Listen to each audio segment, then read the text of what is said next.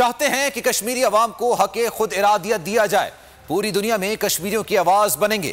سابق وزیر اعظم اور رہنما پیپلز پارٹی یوسف رضا گیلانی کا آزاد کشمیر میں خطاب، کہا کشمیریوں کی قربانیاں ضرور رنگ لائیں گی اور کشمیر آزاد ہوگا۔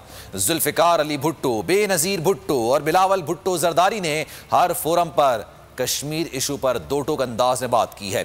ذوالفقار علی بھٹو ایک عظیم لیڈر تھے، ان پر تنقید کرنے والے اپنا گریبان دیکھیں۔ ہم یونائٹڈ نیشنز کے جو قراردادیں ہیں ان پہ عمل کریں گے، ان پر ہم کہیں گے کہ قراردادوں پر عمل کیا جائے، ہم اس کو ہرگز تسلیم نہیں کرتے۔ ہندوستان نے کشمیریوں کے ساتھ وعدہ کیا تھا کہ ہم آپ کو حق دیں گے، کشمیریوں کے ساتھ وعدہ خلافی کی ہے، ہم اس وعدہ خلافی کو بھی کنڈیم کرتے ہیں۔